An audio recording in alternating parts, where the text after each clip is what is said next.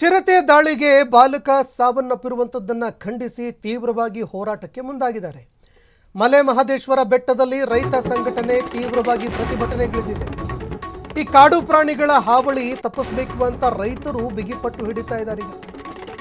ರೈತರಿಗೆ ಕಾವೇರಿ ವನ್ಯಧಾಮ ಡಿಸಿಎಫ್ ಸುರೇಂದ್ರ ಅವರು ಇದಕ್ಕೆ ಸಂಬಂಧಪಟ್ಟಂತೆ ಸ್ಪಷ್ಟೀಕರಣ ಕೊಟ್ಟಿದ್ದಾರೆ.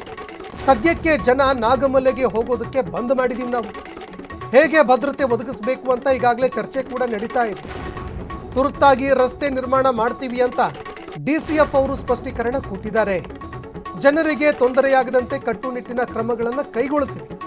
ಸಿಬ್ಬಂದಿಯಿಂದ ಏನಾದರೂ ತೊಂದರೆ ಆದರೆ ಅದನ್ನು ನಮ್ಮ ಗಮನಕ್ಕೆ ತನ್ನಿ ಅಂತ ಬುದ್ಧಿ ಹೇಳ್ತೀವಿ. ರೈತರ ಹೋರಾಟದ ಆಕ್ರೋಶಕ್ಕೆ ಮಣಿದು ಡಿಸಿಎಫ್ ಅವರು ಈ ಘಟನೆಗೆ ಸಂಬಂಧಪಟ್ಟಂತೆ ಸ್ಪಷ್ಟೀಕರಣ ಕೊಟ್ಟಿದ್ದಾರೆ.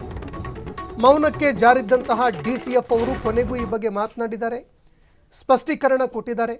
ಆದರೆ ಇನ್ನೆಷ್ಟು ಬಲಿಬೇಕು ಅಂತ ರೈತರು ಆಕ್ರೋಶ ಹೊರಹಾಕಿದ್ದಾರೆ. ನಿನ್ನೆ ಒಂದು ದುರ್ಘಟನೆ ನಡೆದಿದೆ, ಅದರ ಬಗ್ಗೆನೂ ಕೂಡ ನಾವು ಸೂಕ್ತ ಕ್ರಮ ಕೈಗೊಳ್ಳಬೇಕು ಅಂತೇಳಿ ಸದ್ಯಕ್ಕೆ ಬಂದೇ ಮಾಡಬೇಕು ಅಂತ ಹೇಳ್ಬಿಟ್ಟು ನಮ್ಮ DCF ಅವ್ರ ಹತ್ರ ರಿಕ್ವೆಸ್ಟ್ ಮಾಡಿದ್ದೀವಿ. ಸೊ ಅದನ್ನು ಬಂದ್ ಮಾಡಿದ್ದೀವಿ. ಮತ್ತು ಅದು ಕಂಟಿನ್ಯೂ ಆದರೆ ಹೋಗುವಂಥ ಭಕ್ತಾದಿಗಳಿಗೆ ಯಾವ ರೀತಿ ರಕ್ಷಣೆ ಕೊಡಬೇಕು ಅನ್ನೋದ್ರ ಬಗ್ಗೆ ನಾವು